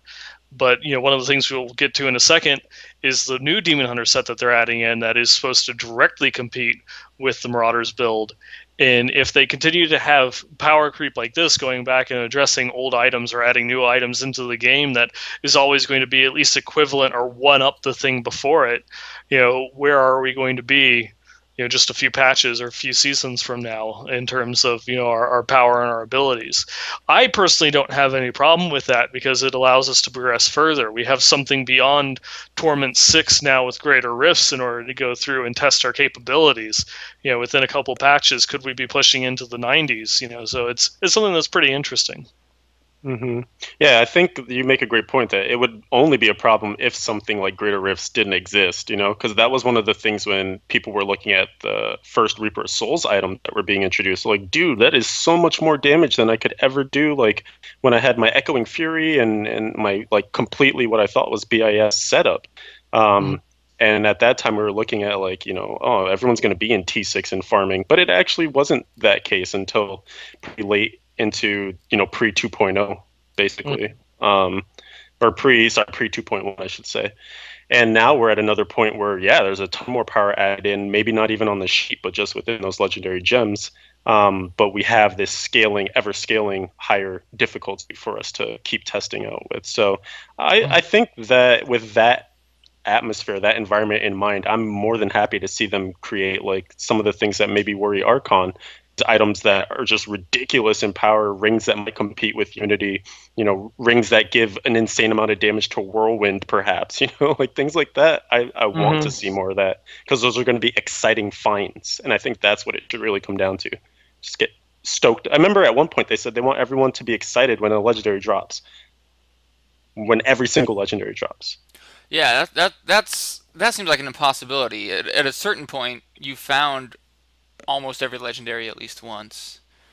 The idea that you'd be excited after that seems kind of hard, but maybe what they mean is just that all legendaries would be useful in certain situations, and I'm totally for that. I guess my worry with the Unity thing is less so about power creep. You guys make a great point there. Power creep isn't too much of an issue, and there's easy ways to deal with it. It's more about this whole philosophy with this item super overpowered. We'll just have to make all the other items as powerful now. Because what it pushes back fixing issues with the game. It says, okay, Unity is a problem right now because you need one. But we're going to fix it through a process that's going to take 6 months to a couple years. Instead of through a hotfix. Which, like, I understand their reasoning, and I understand they don't want to nerf players, and I think most players are going to be on the dev side on this one. But I just... Like, how long is it going to be before we're at that situation where all legendaries are exciting, where there's dozens of rings that are as strong as Unity is? And what's going to happen if along the way to getting there, one of these items becomes even stronger than Unity and becomes necessary? Are we then going to have to rebuff all the items again to make sure they're all that strong? I mean, yeah, no, it's a legitimate concern. I think the one thing that we can at least be happy about is this commitment. This is what I got, honestly, from BlizzCon for Diablo as a whole. This commitment from the development team to keep iterating on the game, to keep adding things. Like, they made a brand new zone, like we were just talking about. Like, that's huge. Yeah. And I think the fact that we know, as of now, they're going to keep adding new items with each season, and seasons are going to come pretty regularly. We can expect development in terms of these items coming in. There is always that concern that they will make something that's just way too good. I hope we catch that in the PTR, before it goes too far. But, when something like that happens, then, hey, maybe we're ready for the expansion. And there's a whole new tier of level 80 gear that just, blows everything else out of the water anyways. It really never ends. Yeah, I mean, I guess it'd be kind of sad if we got to the expansion we still hadn't fixed the issue with the current items. But you make a good point. They're definitely committed, and I really appreciate that they're constantly adding new items. And speaking of items, let's go through it before we hit the 3-hour mark, because there's a lot of exciting ones. There is one thing that I would like to add on to that. Yeah. One more point is that, for things like that of, like just addressing, like going from one overpowered item to the next and it being the one thing that's the requirement is, that's kind of what expansions are for. They did that with Reaper of Souls and going through and reining back, crit and crit damage. And I would definitely expect that if there's things that are really game breaking that they want to remove, they'll address it in an expansion. Maybe. And they'll change it at that point, because you have to completely re-gear anyways. And so these other things, they're not things that you can carry over. Although you'll of course have a few outliers, like people that might be still using some or I guess not anymore at this point, but in the beginning there were a lot of people that are still using old amulets, rings, and witching hours, because they're still just better than anything else that they were finding in Reaper. Yeah, I don't know. That would make an interesting blue post, right? Like, we know there's lots of problems with the item system right now. Wait for the expansion. I see what you're saying. I think expansions are a great opportunity to fix those, but like, this is an issue we need to fix before the next expansion, right? Yeah. Ideally.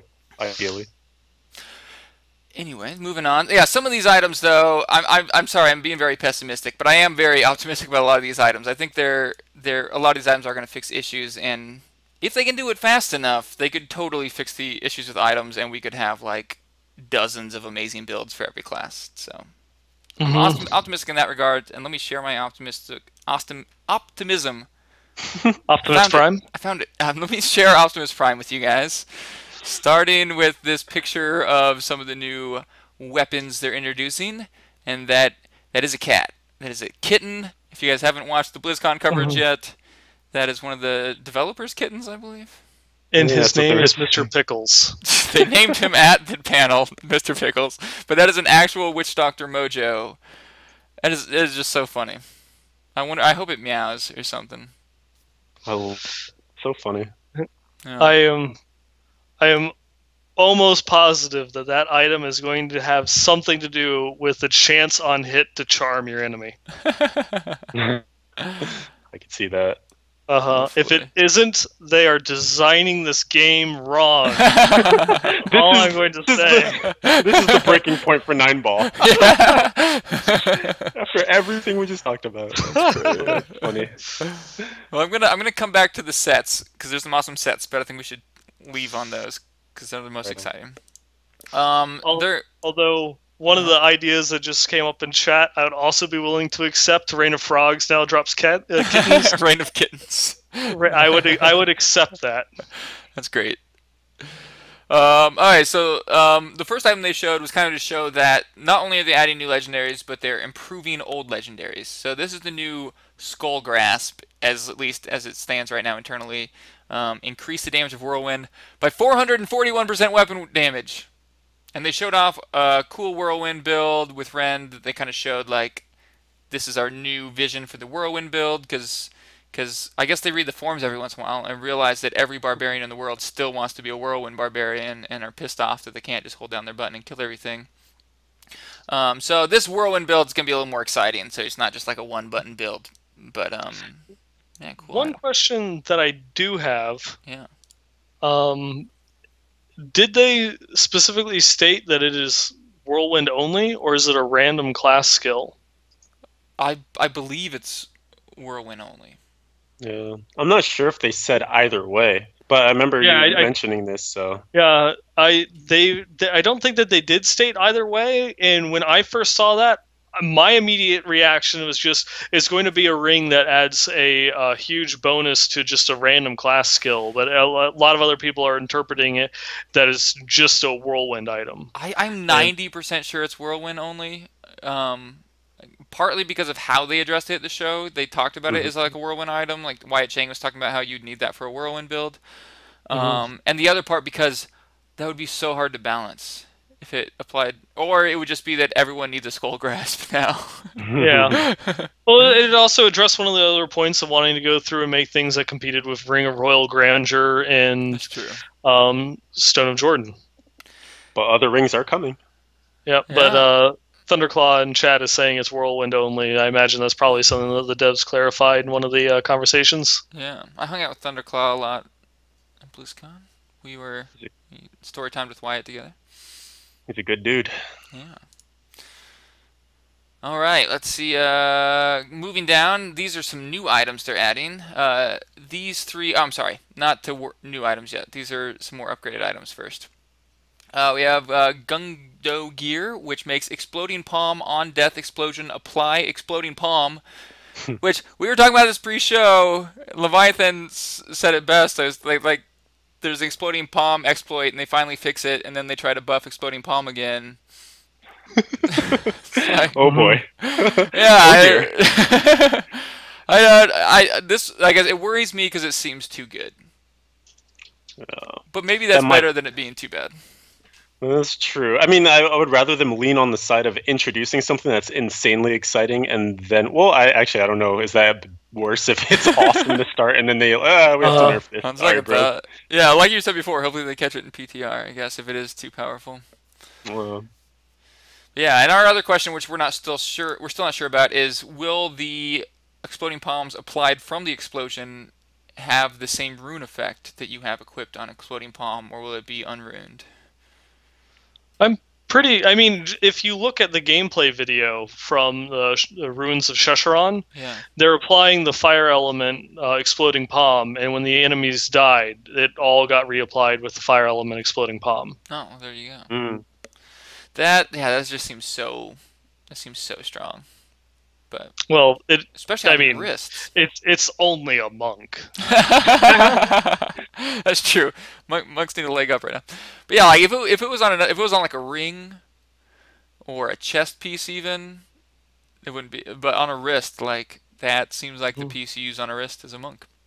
Yeah, That's true. Especially because right now the metagame for them is using Ogchilds with I believe the chest and the and the bracers. So at least this is a mix up to the metagame, which I always appreciate. Yeah. Mm-hmm. And we have Ransor's Folly, which I'm excited to try out, but not too optimistic about. Energy Twister periodically pulls in an enemy within 30 yards. An enemy can only be pulled in this way once every 5 seconds. And I would be so excited about this item if it was Energy Twister periodically pulls in all enemies within 30 yards. And like it actually grouped up enemies. Oh my god, I would love to try out an Energy Twister build with that. But they showed a video of it, and yeah, it just randomly pulls in one enemy every once in a while, which means your Energy Twister actually gets a few ticks every once in a while. It'll actually hit an enemy. Like why would you use both this and the skill Energy Twister when you could just use Black Hole? Yeah, until they buff Energy Twister some more or add some like Energy Twister set, it still doesn't seem good enough. Well, they are. Well, yeah, well, kind of. We'll get to that. Yeah, we'll get to that. And this last one, Wormwood, it seems very exciting. Locust Swarm continuously plagues enemies around you. And this one also seems super powerful. And I could see it getting nerfed in PTR. But the video they showed, yeah, pretty much Locust Swarm was applied immediately once they stood within, what, like 40 yards of an enemy? It seemed to be much shorter range. I want to say like 10 to 20 yards. They really only seemed to hit things that were closer to you. But yeah, it just automatically applies it and casts it on anything close by. It's like an aura of death, of poison death. It's beautiful. If you want to be a necromancer, necromancer, there you go. Yeah, I mean, with the Wormwood, as a two-hander, or the Kitten if you're going with the one-hander, I'm still pretty tempted of trying a Witch Doctor in this next season. That's a good point. You can't use the Kitten if you use a Wormwood.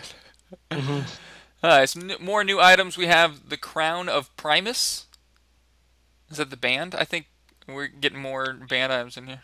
No. Actually, that one is something from lore. The Church of the Triune was led by an entity called the Primus, and as you can actually see in the lore text that's kind of getting cut off there, the Triune was basically kind of during the Sin War. The Diablo, Mephisto, and Baal created this church to try and convert and take over people's souls in Sanctuary when they were at war with Narius. Just throwing that out there. Okay, well, there you go. That's it was just a joke, but I've learned a lot now. Yeah, there you go. So, and I always cut off the lore text because I don't know if I've ever read the lore text on an item. Some of them are really funny. Well, you probably are right now. Yeah, there we go. Anyways, this one makes it so slow time gains the effect of every rune, which isn't that great normally because who uses slow time? But incoming. I'm saying this like you haven't heard. If you guys are watching this podcast, you probably watched the BlizzCon thing, so you guys know about the slow time set. But I'm going to pretend like you don't. Moving on, we have Omiran's Chain. Omiran's? Who knows? And this drops caltrops when using Vault, which I mean, I guess it's a belt, so it's pretty good for a belt. But I still wonder if that's going to be good enough for like a defensive item. What do you think, Nineball? It's one of those ones where it's like, at least right now, with the M6 builds, you don't really see Vault get used all that often, and adding caltrops onto your Vault, I don't think is enough in order to, give it any additional use.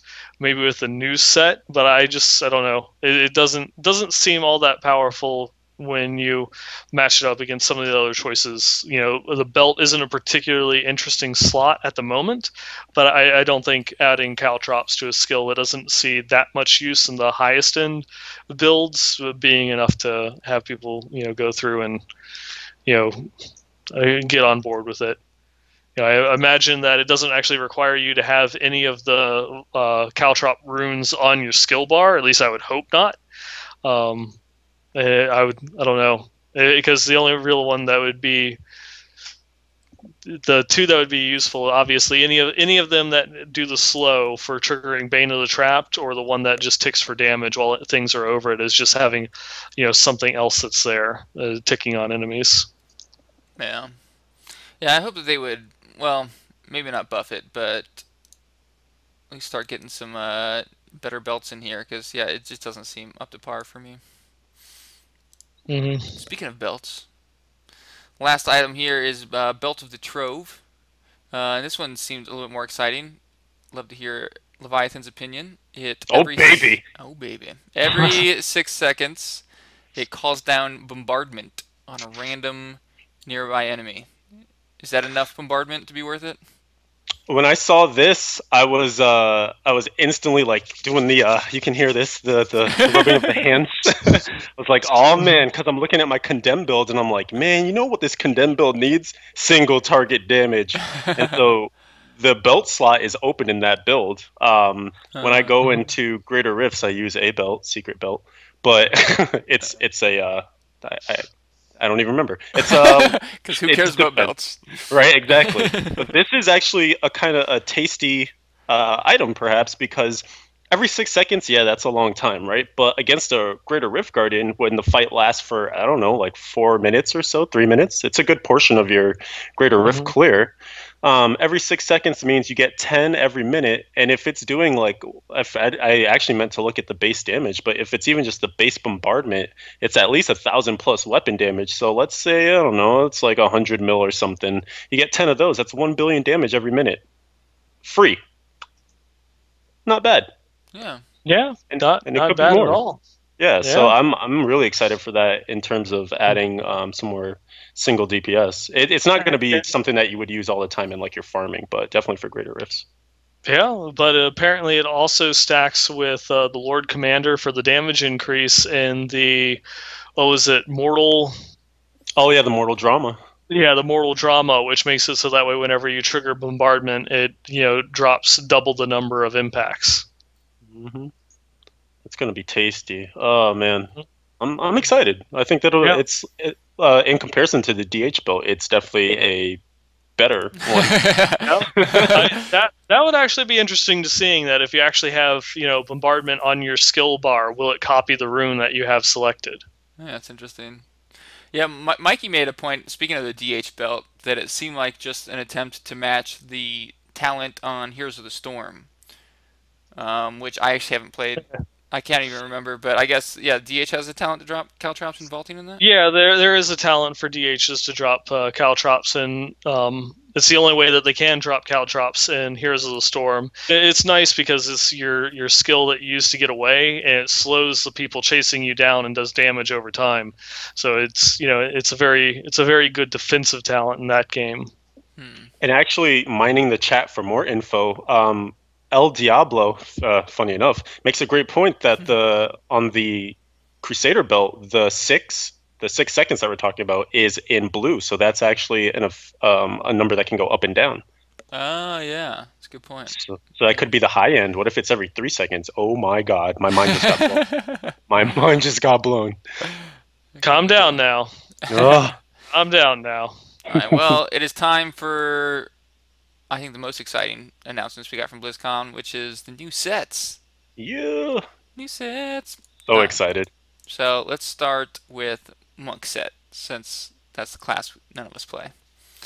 We got, so yeah, I guess this is a set they've been tuning for a while. Yeah, the Sun Wukos has been, or the Remnant of the Thousand Storms. I'll get it right eventually. Has undergone a lot of changes, and they're trying to make it work. Yeah, so I guess they feel pretty good about this version, but we'll see how it works on the PTR. But yeah, the idea is that your spirit generators would be awesome, and that Dashing Strike would be kind of like your main damage / crowd control attack. Because they wanted the monk to feel more I can't remember what the word they used at BlizzCon, but more ninja-y. You want to be all about punching people in the face and darting around really quickly. And yeah, so, oh, sorry, for the listeners that can't see this picture right now, the 2 set increases your spirit generation by 100%. The 4 set makes it so the 3rd hit from your spirit generation grants a charge of dashing strike, and the amount of charges it can store increases by 5. And the 3rd set, after using dashing strike, sorry, the 6 set piece, after using dashing strike, your dashing strike shocks all nearby enemies for 3,000% weapon damage as lightning.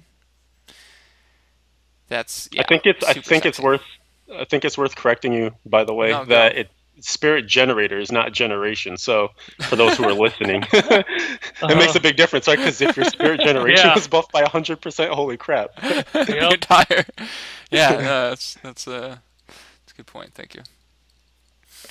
Yeah, so the damage.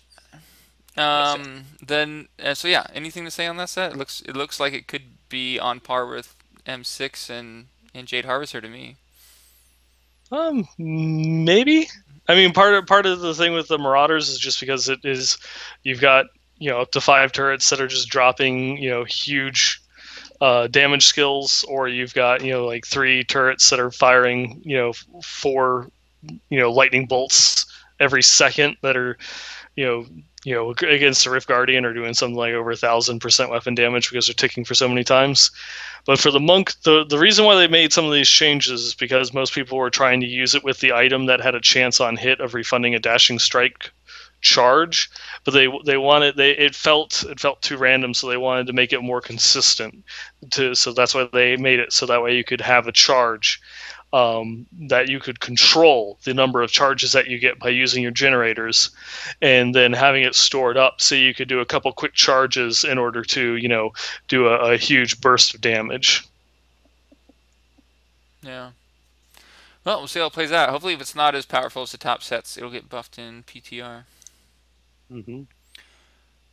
The next one is the Demon Hunter sets, and I'm going to talk about this a bit.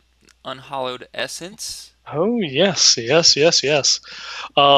new Demon Hunter set. This one that they went through and said is basically directly supposed to compete with Marauders, and that this one is going to be insanely powerful. And just by looking at the set bonuses, it kind of addresses every single thing that makes Marauders good. And so going into details, the 2-piece set bonus makes it so that way any of your hatred generators also generates 2 discipline. That is kind of okay, because Demon Hunters already have ways of essentially generating infinite amounts of discipline, thanks to Night Stalker. So that's interesting. It will at least help you out as you're gearing if you just get a couple pieces of the set and haven't gotten yourself to that point yet. The 4-piece set bonus makes it so that way if there's ever an enemy within 20 yards of you, you gain 40% damage reduction. This addresses one of the things with Marauders is the fact that you don't actually have to engage the enemy. You drop your turrets and then you run around. You don't really have to pay too much attention to actively DPSing your target as much as you get to focus on running away from things like mortars or Waller, or staying away from Wormhole, and just generally having a huge defensive buff because your pets might be tanking the mobs for you.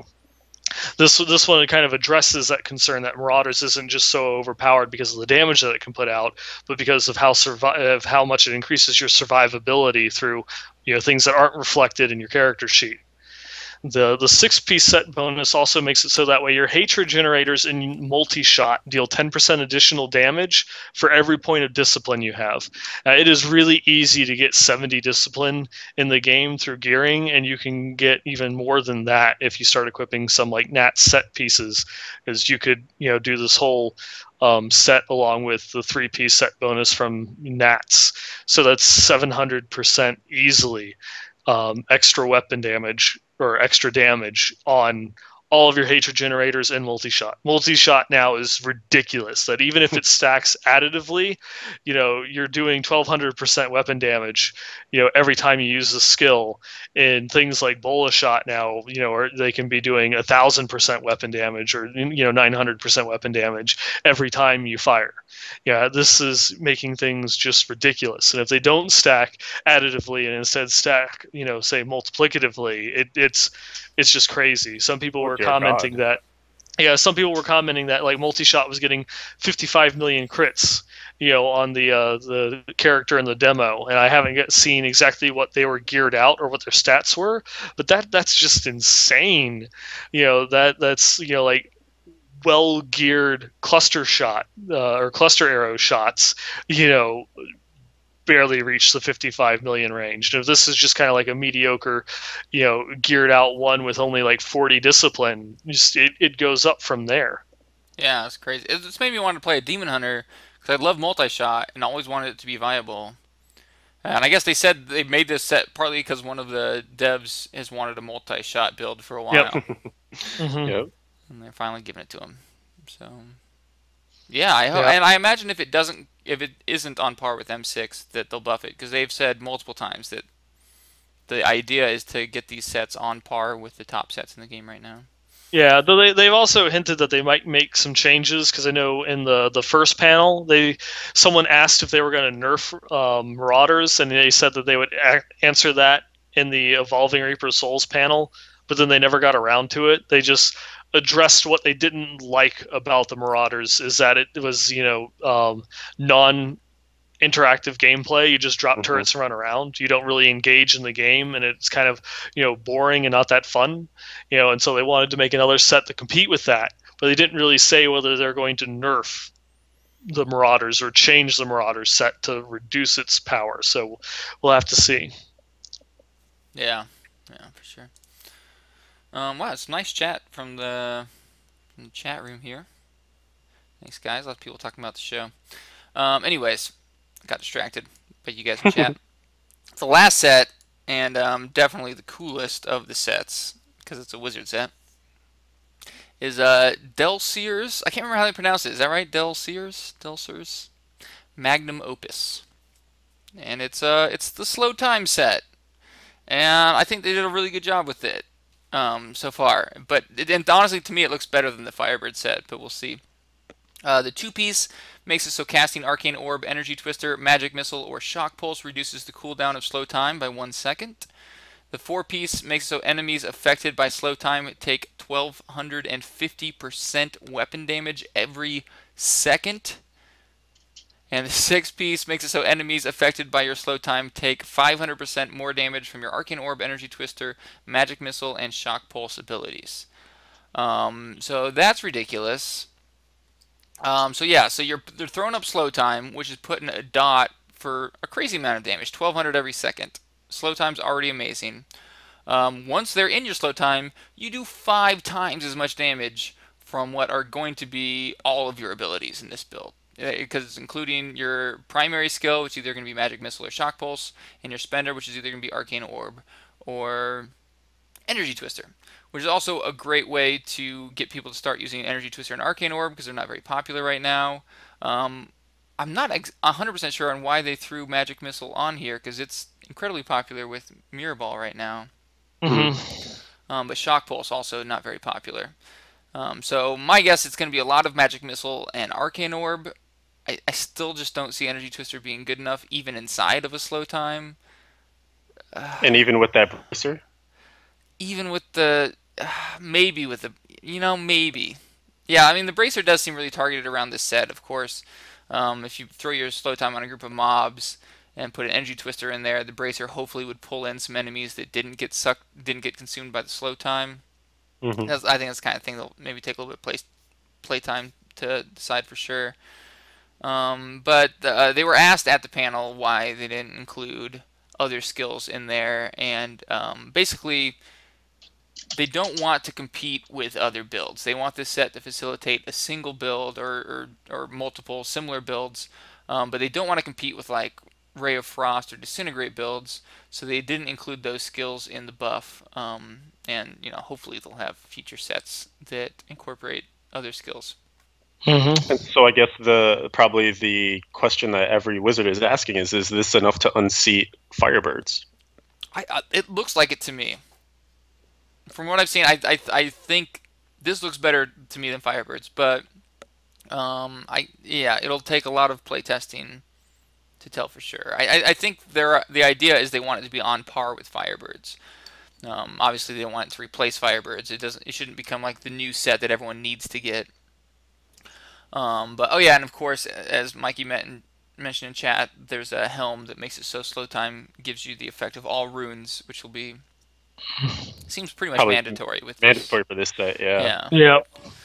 Now, of course, you couldn't wear the shrouded mask, so that would limit one piece. I wish they'd put one piece as an offhand, so you had to make the decision between using Mirror Ball or the offhand for the set. Because it just seems like the Mirror Ball is going to be mandatory, so you can use Magic Missile.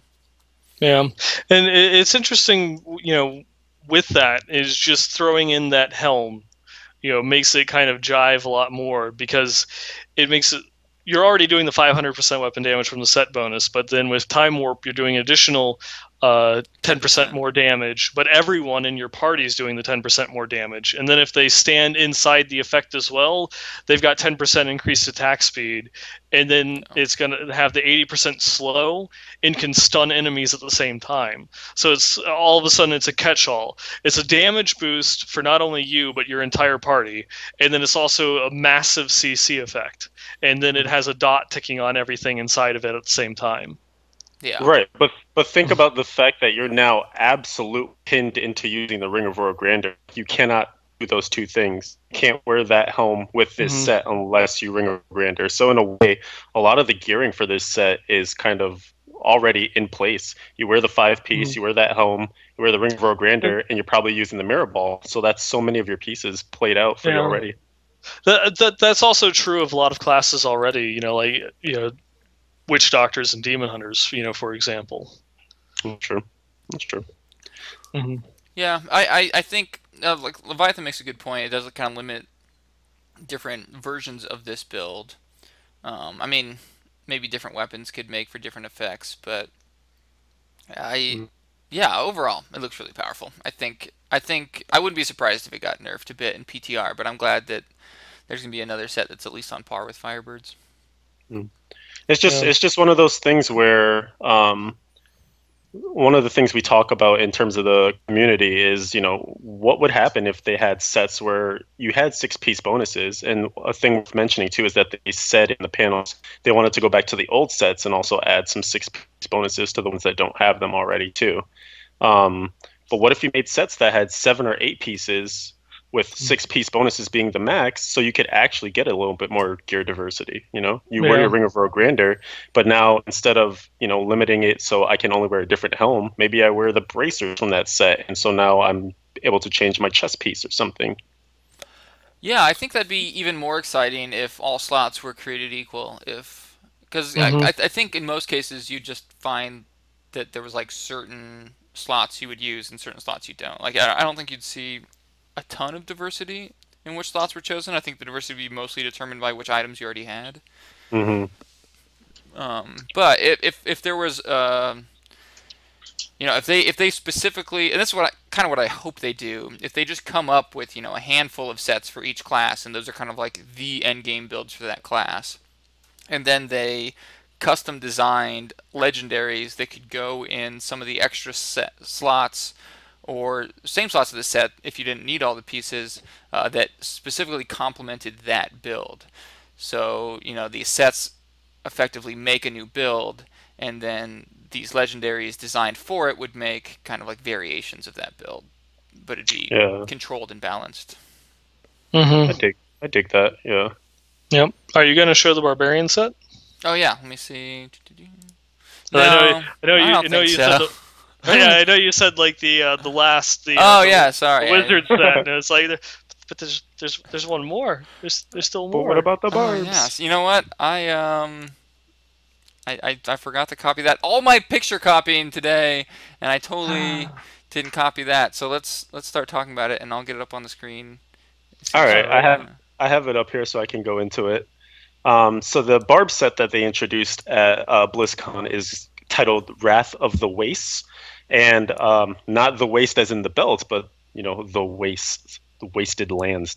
So the two set piece here bonus is that Rend lasts 3 times as long, and I should probably start this by saying that obviously this is a harkening back to the glory days of the Barbarian in D3, where spin to win was the call of the day, and you would basically just run like the wind with your sprint and whirlwind through entire levels, just absolutely leaving decimation in your path and past, and hopefully looking on the map to make sure you didn't miss any legendaries because you weren't like stopping to pick up mini items. But this set is kind of bringing back some of that glory, and it's a Rend and Whirlwind set. So the 2-piece bonus is that Rend lasts 3 times as long. The 4-piece is that Rend now deals triple damage, and then the 6-piece is that Whirlwind deals triple damage to enemies that are affected by Rend. So it's absolutely synergistic, one with the other. You apply your Rends, they do crazy damage, and then you whirlwind things down, which also will now be doing crazy damage as well too. Plus, we just saw the Skull Grasp earlier in the show that added insane amounts of damage to whirlwind. So, trying to bring that fantasy back to players that miss it for the Barbarian. And this is going to be interesting because, the set of the day currently is Raycor for Barbs, and that is insane at clearing trash, really just, destroying really packed up, easy to kill mobs, and elites to some degree too. But the problem Barbs are running into, and why this whole conduit thing is a thing, in Greater Rifts especially, is because Barbs have like crazy, terrible single target damage within that set, within Raycors. And so this might maybe solve the problem, because if Rend is dealing triple damage, that's already a nice dot that you're throwing on that single target enemy, and then Whirlwind is buffed up not only by that Rend but also by this ring, the Skull Grasp,